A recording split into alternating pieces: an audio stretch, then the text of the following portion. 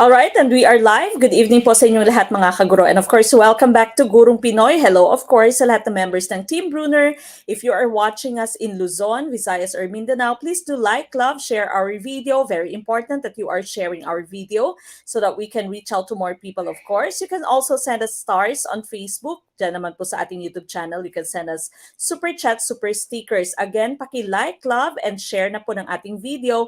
Of course, you may also tag your friends or start a watch party. Again, good evening po sa lahat ng mga members ng Team Brunner, Sections A and B, our full membership. And of course, we also have Section C for our final coaching and also for our classified files. No, pre-board, final coaching, classified files. Libre po yan lahat sa ating Sections A and B. No? Sa Section C po, they've only availed our pre-board, final coaching, and of course, classified files. Again, I've already posted a lot of classified files materials. No? So, paki-basa na po, paki-memorize kung meron pong kailangang i-memorize para po very easy na lang yung ating pag-tackle ng ating mga items sa ating pong March 2023 licensure exam for teachers. Again, paki-share na po ng inyong video, ng ating pong video. Please do like, love, and share our video. And maaring good morning, good afternoon din kung kayo po ay nasa ibang bansa. No? Meron tayong mga kaguro galing from the Middle East, meron din sa Asia, no? Or in Europe or in the US. So maaring meron tayong time difference. But again, this is Coach Mech, and of course, tonight's discussion is centered on professional education. Again, we are currently preparing for Let March of 2023. Now, for you to be inspired, no, para mas ganadong mag-aral, mas ganadong mag-review, again, we are reiterating March 2023 Top 1 will be receiving 100,000 pesos. Okay, that's for the members of Team Brunner. Again, if you are a member of Team Brunner, and of course, pag kayo po ay naging top 1 sa March na let, you will be receiving 100,000 pesos from Gurong Pinoy. That's out of the pocket of Gurong Pinoy. If there will be numerous of students who will become top-notchers, then paghahati-hatian po nila no, yung inyong magiging prize. So again, continue striving hard, putting forth effort so that hindi lamang tayo papasa, no? And of course, we can also top your Let March 2023. Now, as I have mentioned, this is Prof. Ed. Again, paki-like na po, share our video, start a watch party, tag your friends, and of course, send us stars on Facebook, super chat, super stickers naman po sa ating YouTube channel. If you are still not a member, pwede pa rin po kayo magpa-member. Just send a message to our Facebook page. That's Gurong Pinoy.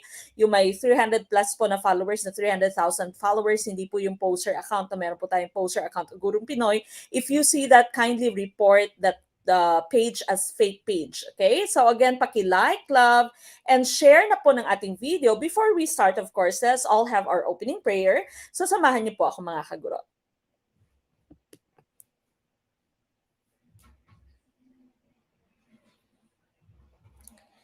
Dear Lord, I come to you to ask for your guidance and direction in this study session.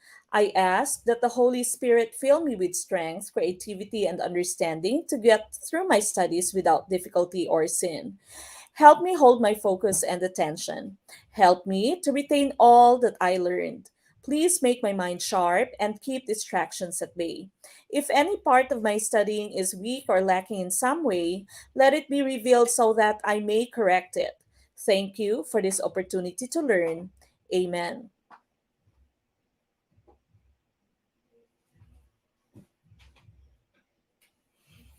Alright, now once again, this is Prof. Ed. Paki-share na po ng ating video, paki-like, love, and of course, share our video. Kung ikaw ay nag-share ng ating video, siguradong ikaw po ay papasa because of course, you are sharing your blessings. You are sharing Gurong Pinoy. Again, please do share our video. You may also start a watch party and tag your friends. Maraming salamat sa mga nagtag na kanilang friends, mga nag-start ng watch party.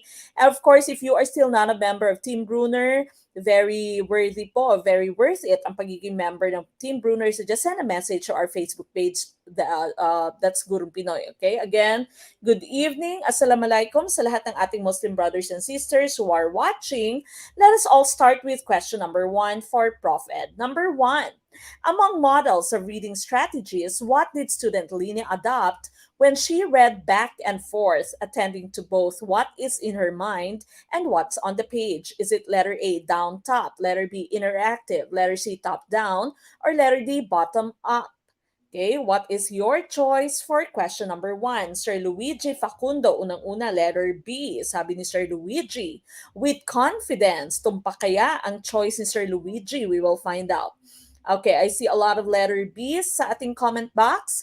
So again, here you have student Lina. No? So student Lina is reading and she was reading back and forth. She was attending to both what is in her mind, kung ano yung kanyang iniisip, and what's on the page. Okay, so what kind of reading strategy was student Lina using? Okay, the correct choice here, of course, would be letter B, interactive, tumpak si Sir Luigi. No? Sana all tumpak sa question number 1. But then, of course, it is okay to make mistakes. No? Kada ligwak ay patungo po sa inyong hinahangad na tagumpay, of course, ang pagiging licensed professional teacher. So, okay lang po maligwak. Kapag ka naligwak, sabihin, ligwak, hey, ako po ay natuto. Okay? So, letter B, interactive, yung ating pong hinahanap. Okay?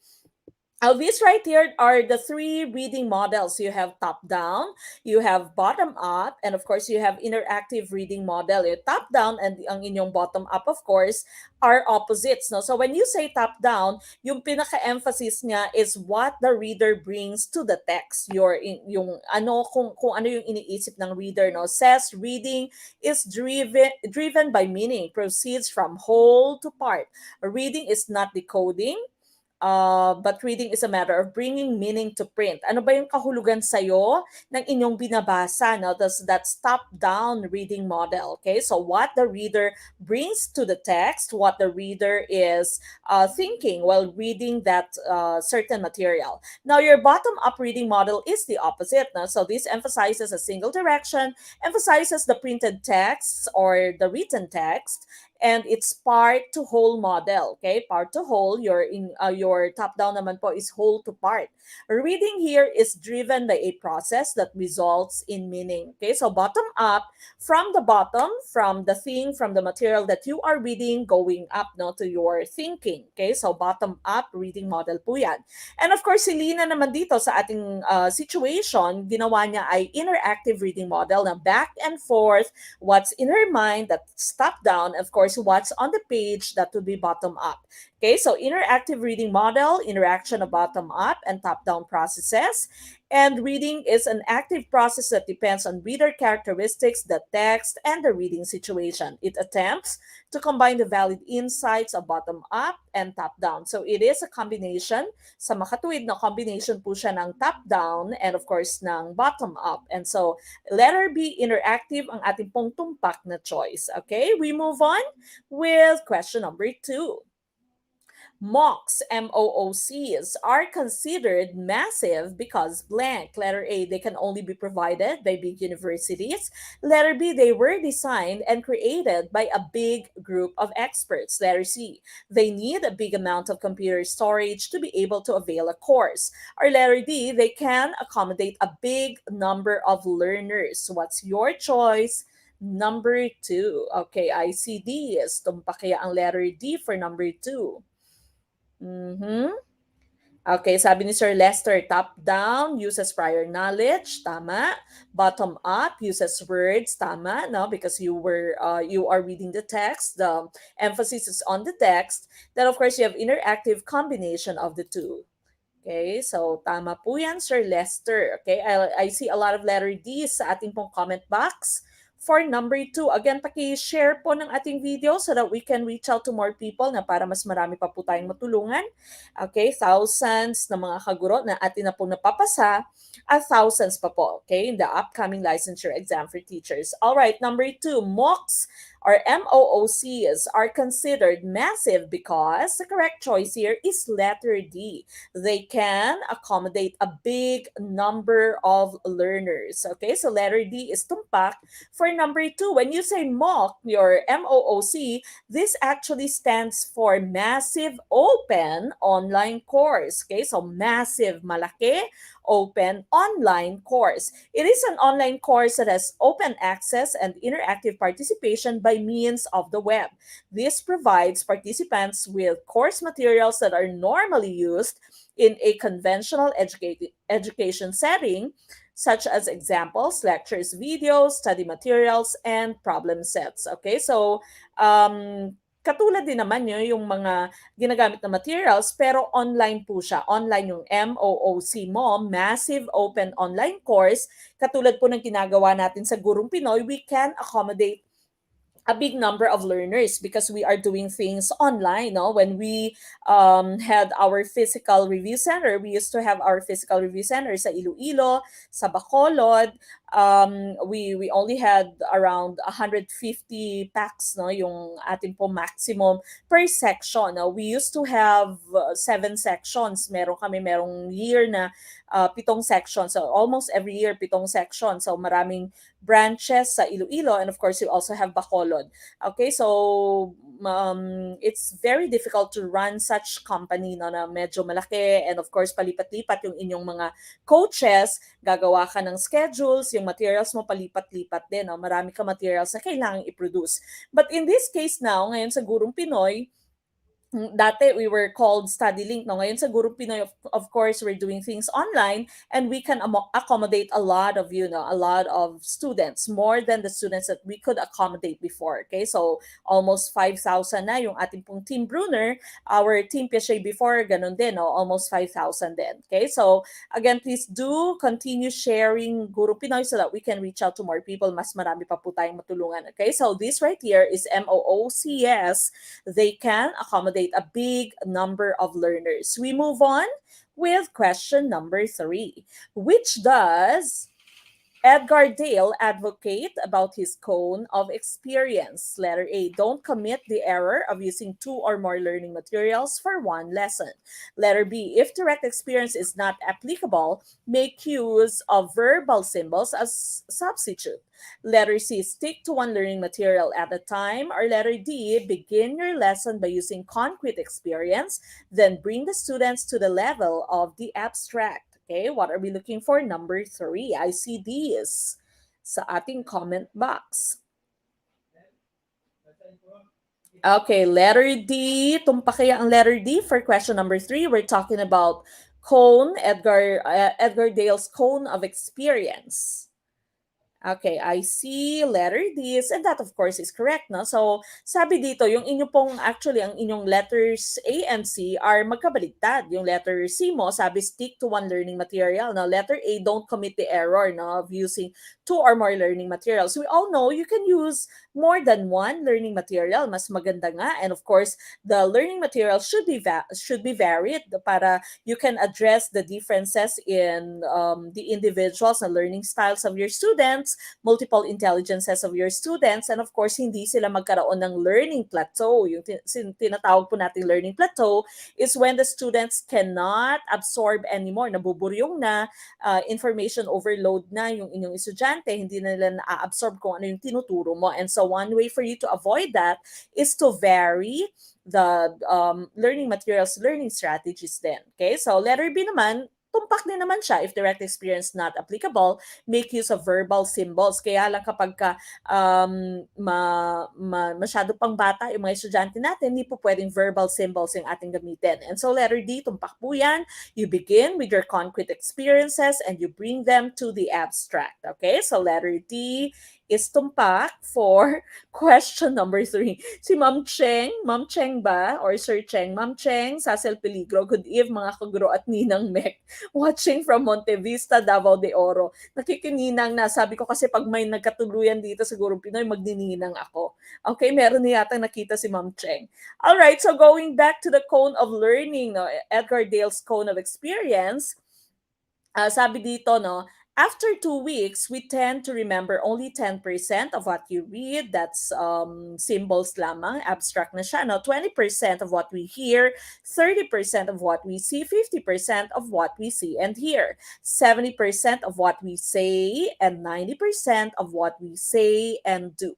So experiential learning takes precedence. No? Mas maigi yung experiential learning kesa just abstract. Okay, so sabi dito ni Edgar Dale, you start with the real thing and you proceed with the abstracts. Okay, so sabi nga ni Confucius, I see and I forget, I hear and I remember, I do and I understand. All right, so again, that would be letter D. Meron pong common question sa letter. Which among the following is true about Edgar Dale's cone of learning experience? Your answer there is, as you go down the cone, it becomes, or the experiences become more concrete. Okay, so more real life, more authentic as you go down the cone. As you go up naman, it becomes more abstract. Okay, so number 3, letter D is tumpak. All right. Okay, basahin ko lamang, batiin ko na din yung ating Team Piaget Babies, Ma'am Shine Rojas, hello Ma'am Mek. Dahil po sa Gurong Pinoy October Let Taker, nakasali po sa mga list of passers ng December.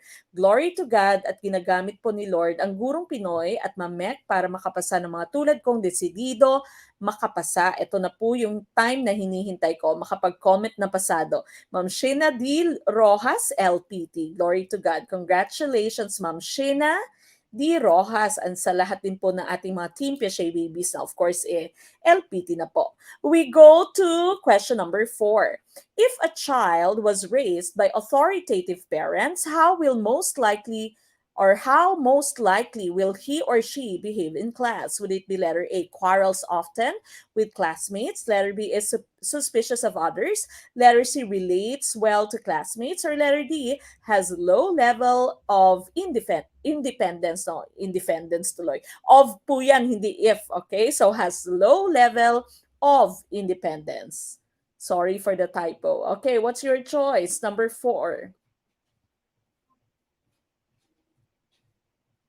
Facebook user, ang tanong po niya, lahat po ba ng videos or final coaching hindi po ba nawawala sa ating group? Hindi po mawawala. Andyan lang po siya. Okay, ICCs sa ating comment box.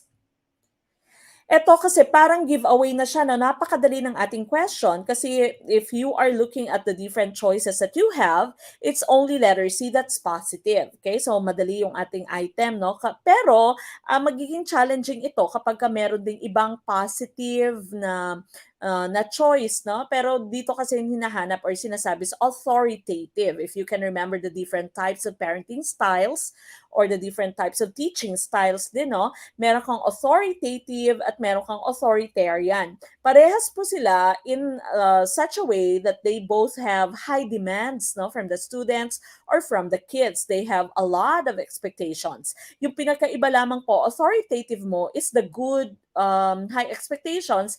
Tapos meron din pong support, no? May love, may support sa estudyante or sa kid. Yung authoritarian mo naman, bad si Arian, wala pong support, walang love, walang warmth towards the kid.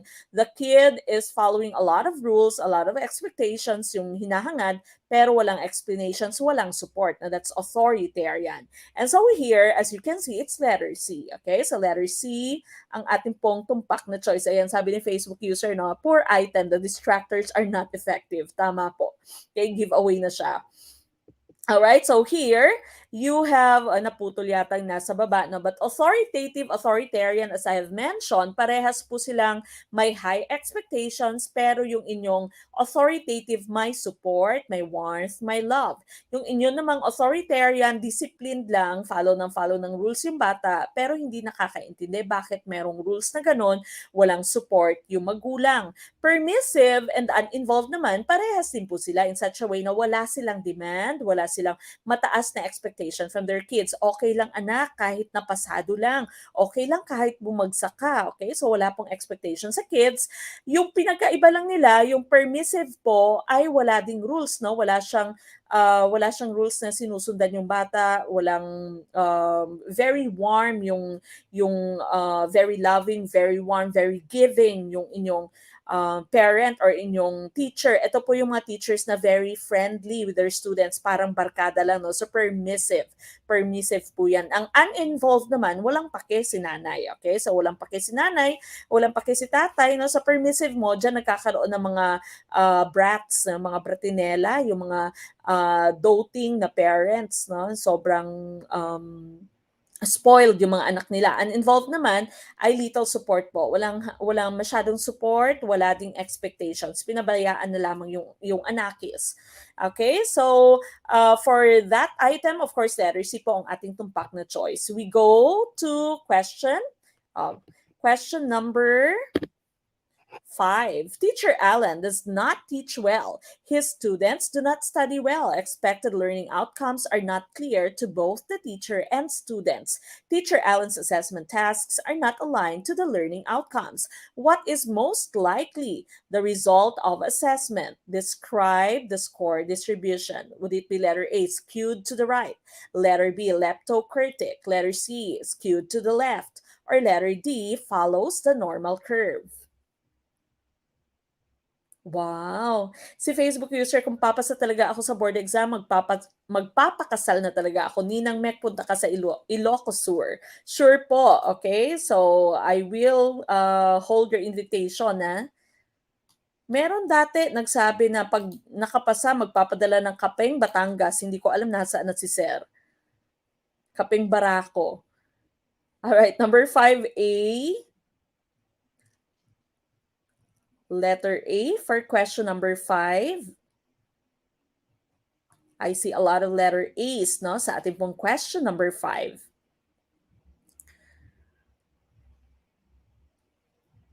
Tumpak kaya ang letter A? We will find out, no? So you have Teacher Alan, hindi siya nagtuturo na maayos.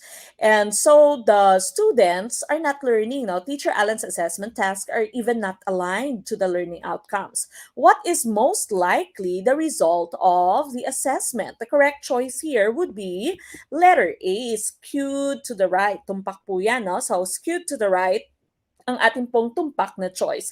Okay, now, as you can see, your letter D at letter B, parehas po yan. Follows the normal curve. That means maraming average yung mga nakuhang score. So, leptokurtic mo is just an example of your normal curve or type of your normal curve. Ang skewed to the right and skewed to the left, obviously, they are opposites. Okay, so here, you have your normal curve. Ito po, no skewedness. Okay, so no skewedness, normal curve.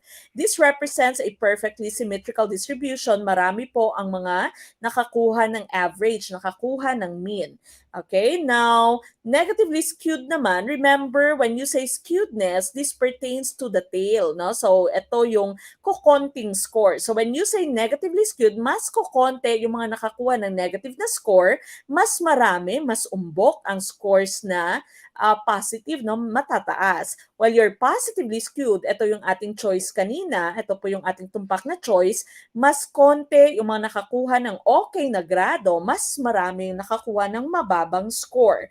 And so, ito po yung ating choice. Okay? So, magkabaliktad po siya. Pag sinabi mong negatively skewed or skewed to the left, matataas ang grado. Pag sinabi mo pong positively skewed or skewed to the right, mabababa ang scores ng students. Okay? So sana klaro, no? Baliktad po sila, magkabaliktad po. Lalong-lalo na sa ating mga unit earners at sa ating mga team thunders, sana po maalala natin. Okay? Magkabaliktad po sila. Now, for your normal curve distribution, ito po yung ating iba-ibang shapes na normal curve distribution. Leptokurtic, ito kanina yung ating choice B. You have mesokurtic, nasa middle lang. Meso means middle. And of course, you have platykurtic, no? Still normal curve distribution, pero pa-flat lang siya. Pa-flat siya. Alright? So, the correct choice there would be letter A, no? Letter A po yung ating nahanap. Alright, we go to number 6. What developmental task best displays adolescents 13 to 18 years old? Letter A, learning social modesty. Letter B, assuming civic responsibility. Letter C, achieving masculine, feminine role. Or letter D, learning to get along with age mates. Uh-huh.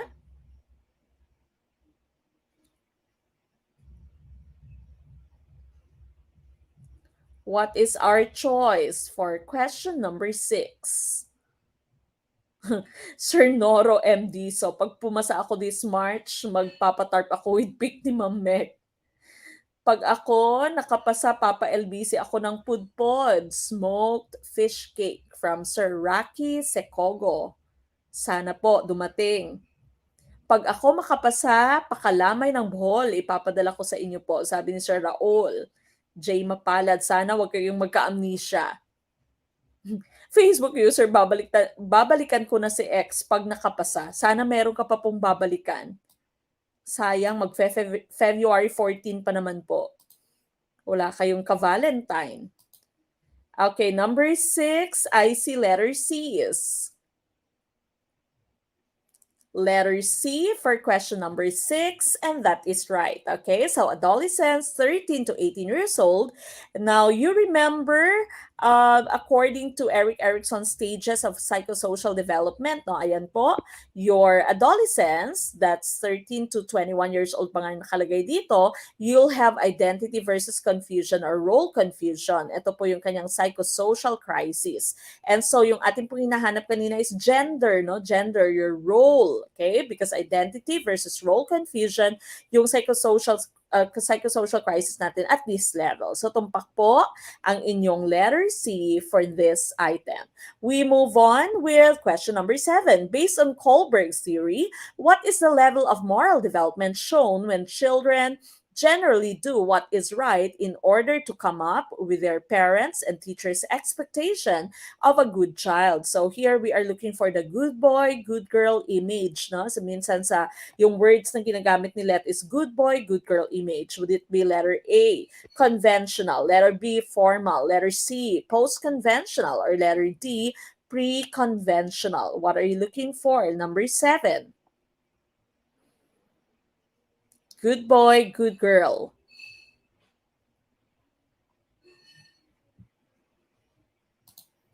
Okay, what's your choice? Number 7, I see letter A's. Tama kaya ang letter A? Number 7, letter A for this item. Na letter A po, yung inyong maraming choice, maraming sumasagot ng letter A. Based on Kohlberg's theory, the level of moral development, good boy, good girl, the correct choice is letter A. That's conventional, conventional. When you say conventional, conventions, so social norms. So you are trying to follow the social norms, okay? And so that would be conventional. Pre-conventional, hindi pa po naintindihan ng bata, no, kung ano po yung rules, kung ano, bakit may rules. Post-conventional naman, minsan, you would already go against the rules or the social norms. Okay, so here are the different stages of Kohlberg's theory. No? So you have conventional, ito po yung ating kaninang hinahanap, pre-conventional level, and post-conventional level. That's the last one. Stage 1, your pre-conventional level, avoiding punishment. So hindi niya naintindihan yung rules, but he would act in a certain way dahil ayaw niyang mapalo. Okay, so just to avoid punishment.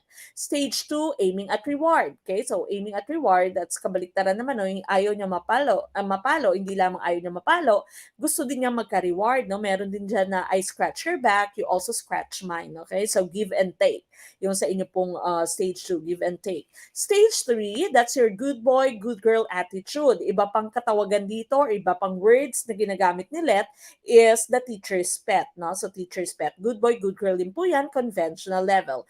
Then of course, you are loyal to law and order. You want to follow the social norms.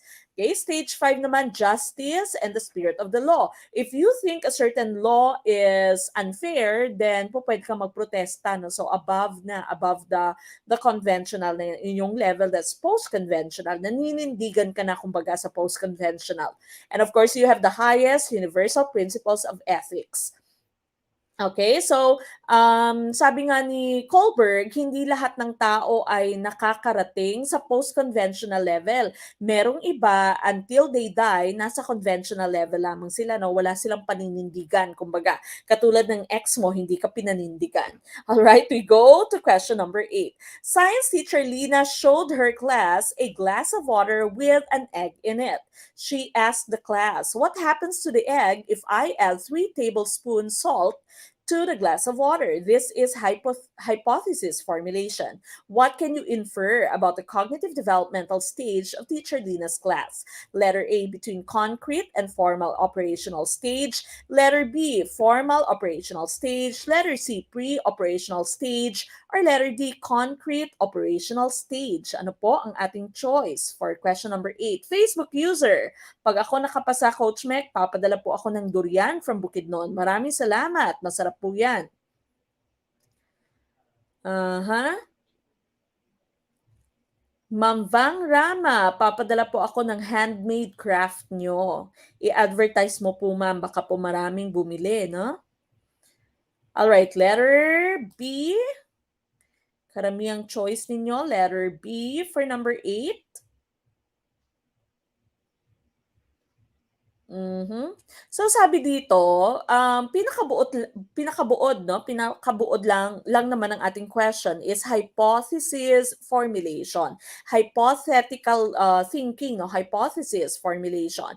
And so of course, the correct choice here is letter B, formal operational stage. And this is the last stage na sa inyong cognitive development theory, okay? So letter B ang tumpak na choice. All right, so here you have the cognitive development theory, the different stages by Piaget.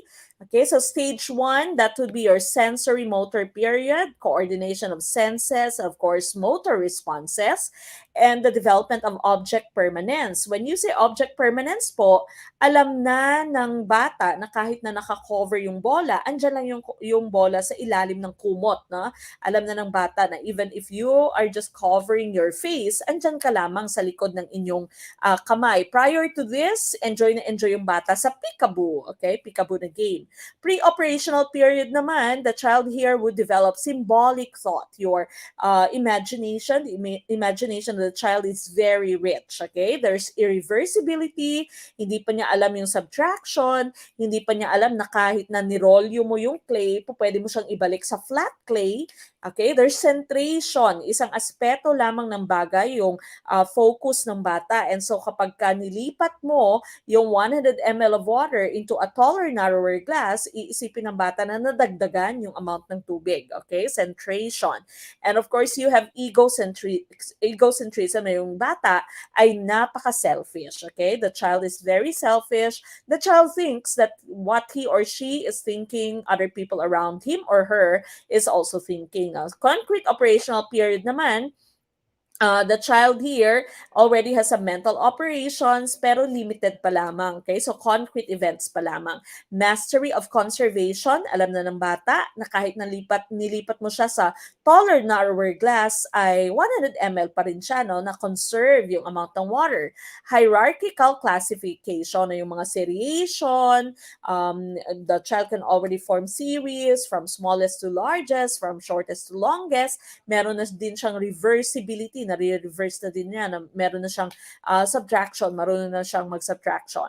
Formal operational period naman, this is what we are looking for, abstract ideas, logic, systematic thinking. Okay, so these are the 4 different stages of cognitive development according to Piaget, and we were looking for formal operational stage, letter B for this item.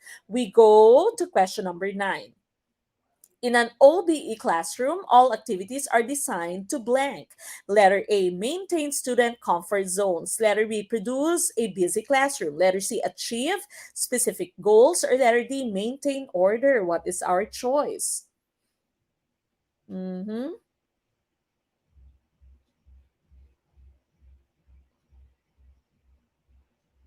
Wow, sabi ni Facebook user, pag ako nakapasa, invited kayo sa Gigantes Island sa opening ng resort ng kapitbahay namin.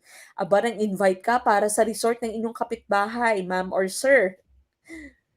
Ma'am Nai, San Victores, saan po yung stage for toddler? You have your second stage, no? So you have smart people, cook fish, so sensory motor, pre-operational. So pre-operational po yung inyong toddler. Tuyo or bulat? Lami kaayo ma'am para sudan, sabi ni Sir Emmanuel Benitez Tan. Sige po, maraming salamat.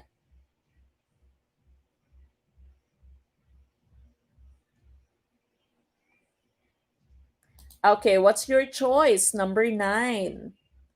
Okay, I see a lot of letter C's. Question number 9. And that of course is tumpak, no? So letter C ang ating pong hinahanap. When you say OBE kasi 'no, OBE bakit daw ang daming, gustong magpakasal? OBE is outcome-based education, okay? So, it's also known as standards-based education or outcome-based education. So, yung focus mo would be the objectives. An educational theory that's centered on goals. Kaya po yung ating hinahanap is letter C, achieve specific goals. All right? Now, this picture right here, ito pong screen cap, no, ay galing po ito sa ating YouTube video. Meron po tayong YouTube video about the OBE.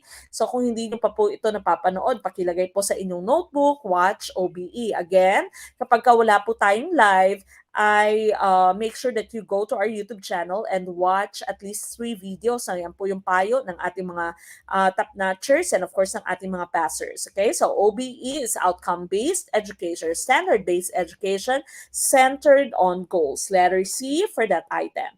We go to number 10. Which of these is not a characteristic of an OBE learning system? Letter A, competitive exams. Letter B, exercises based on end goals. Letter C, alternative assessments. Or letter D, students-focused learning.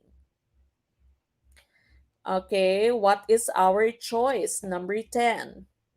Wala po tayong GC sa Team Brunner. Bakit po? Kasi ang dami po natin, hindi po tayo kasya, nasa 200 lang yata yung maximum ng isang GC, no? So, wala po tayong GC.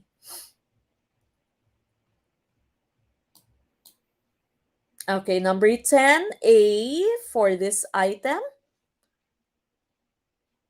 Alright, now remember, baka meron na namang nagbubulag-bulagan. Okay, meron tayong word na not. Which of these is not a characteristic of OBE? Okay, which is not a characteristic. And the tumpak na choice here is letter A. Tama po yung letter A. Wala pong competitive exams kasi po yung anyo pong assessment for OBE is based on the levels that track their learning skills. Yung inyo namang traditional form of education is knowledge, no? Knowledge is assessed per obtained grades. So kumbaga, yung inyo pong OBE is more individualized. Okay, so wala ka pong failing grade sa OBE. Ang teacher po hinihintay lamang na ma-reach ng student yung certain level na to and then mag-move na naman yung estudyante sa next level, no? They do not compete with each other, okay? So OBE, wala pong competitive na tests. All right, we go to the next item. What principle of moral discernment applies to fire victims who decided to jump over a 10-story building rather than die by being burned to death? Letter A, principle of material cooperation. Letter B, principle of lesser of two evil. Letter C, principle of formal cooperation. Or letter D, principle of double effect. What's your choice? Number 11. Okay, 11 ICBs. Again, if you'd want to watch the full-length video, no, pwede pong balikan lahat ng ating videos. Magpa-member na po kayo sa Team Brunner. Very easy. Just send a message to our Facebook page. Hindi po napuputol yung video sa Team Brunner. And of course, you can download my PDF file. No? Ito pong ginagamit ko, the PDF file of this. Ay pwede nyo pong i-download doon. Of course, you can join our pre-board, my final coaching. There's a lot of classified files. Okay, so magpa-member na po kayo sa Team Brunner, hindi po kayo magsisisi and of course, hindi po kayo lugi. Okay, 11. Letter B for number 11 and that would be tumpak. Okay, so sabi dito, they decided to jump over a 10-story building rather than die by being burnt to death. Okay, so imbis na mamatay na lang dahil nasusunog na yung building, they would decide to just jump, okay? Jump out of the window, okay? So principle of lesser of two evil, yung ating hinahanap, okay? So these are the 4 principles of moral discernment or moral judgment. The first one is principle of formal cooperation. It occurs when someone intentionally helps another person carry out a sinful act. Kumbaga, naging accomplice ka, no? Naging accessory to the crime ka. Imbis na, or kahit na alam mo na masama yung kanyang ginagawa, talagang tinulungan mo voluntarily or alam mo na mali yung kanyang ginagawa pero tinulungan pa rin siya. That's formal. The term is formal cooperation. Okay, principle of material cooperation, when a person's actions unintentionally help another person do something wrong. So this in this case right here, unintention, no, unintentionally, hindi mo intensyon pero nakatulong ka towards a bad action. Okay, a person's actions unintentionally help another person do something wrong. That would be material cooperation lamang, hindi po formal cooperation. Okay? Principle of lesser evil, the principle that when faced with selecting from two immoral options, the one which is least immoral should be chosen. No? Ito yung lesser evil. Although sa ating pong kaninang example, hindi naman siya immoral na mga actions, pero based sa situation, we chose this item, no? So, or this choice. So, yun po yung ating naging tumpak na choice. Principle of double effect naman, this principle aims to provide specific guidelines for determining when it is morally permissible to perform an action in pursuit of a good end, in full knowledge that the action will also bring about bad results. Okay, so kahit na alam mong meron ding bad results, you would still do it because meron din namang good results yung isang action, no? So that's why you call this double effect. Meron siyang dalawang epekto, my good side and my bad side. Okay, so the correct choice here is lesser evil. Lesser evil. We go to question number 12.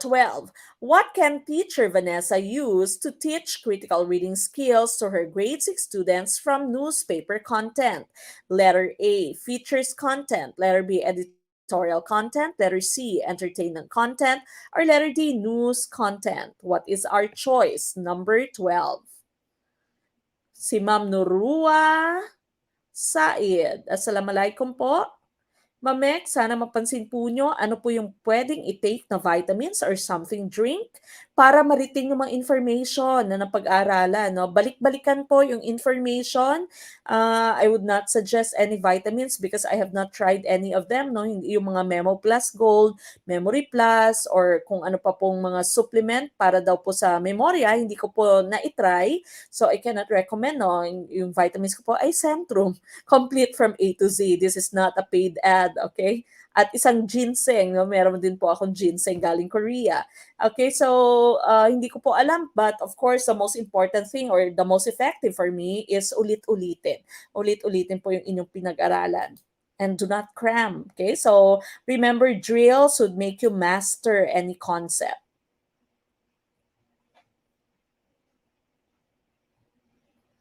Eight glass of water, sabi ni Facebook user.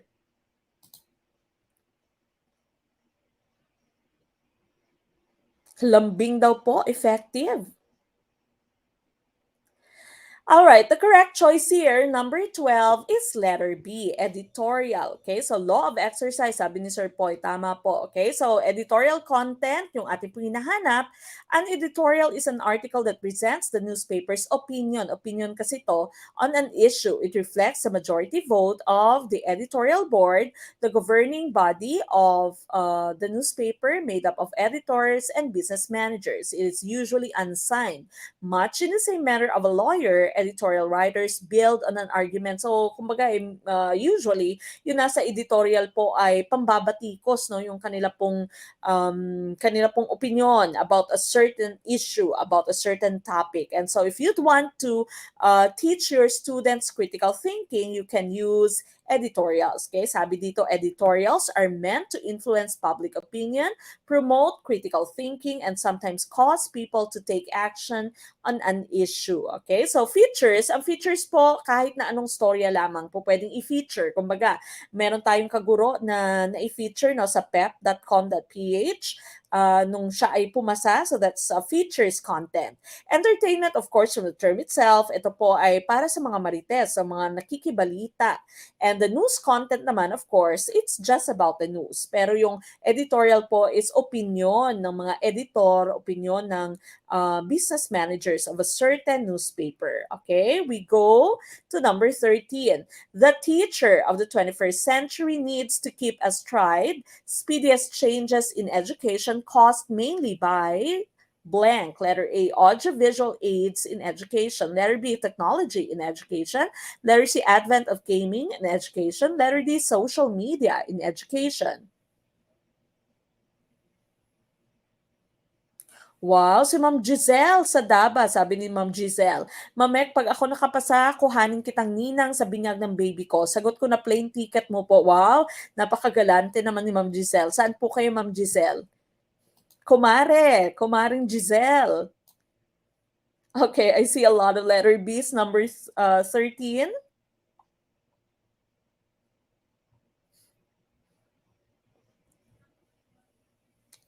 13 letter B, of course, that would be tumpak, no? So your EdTech, okay? EdTech, educational technology. This refers to how people use their inventions and discoveries to satisfy their educational needs and desires. That is learning. Okay? So EdTech, technology, lahat naman po yan ay kasama na, no? Kapag ginamit mo siya sa education, kasama na siya sa EdTech. Alright? We go to number 14, which are proofs that students are engaged in the metacognitive process. Number one, select potentially appropriate learning strategies or methods and monitor their progress towards these goals. Number two, set reasonable learning or performance goals. Number three, reflect on how they think and learn. Is it letter A, 2, and 3, letter B, 1 and 2, letter C, 1 and 3, or letter D, 1, 2, and 3? Okay, what is our choice for number 13? Okay, number 13 po, 14 na pala, sorry. Number 14, what is our choice? I see letter D's. Okay, medyo play safe, nag-letter D. Sabi ba sa, ayan na, letter D, lahat na lang, no, lahatin na natin. Okay, 14, which are proofs that students are engaged in the metacognitive process. If you can remember metacognition, di ba? Metacognitive process, thinking about thinking or learning about learning. Okay, so it's thinking about thinking, learning about learning. And so the correct choice here is letter D. All of this, select potentially appropriate learning strategies. They already are selecting. They set reasonable learning goals for themselves. They reflect on how they think and learn. So letter D is tumpak. Okay, all of these are tumpak. We go to number 15. Teacher Daisy wants her students to become critical thinkers. Which teaching practice is or are aligned? Number one, using situational multiple choice test. Number two,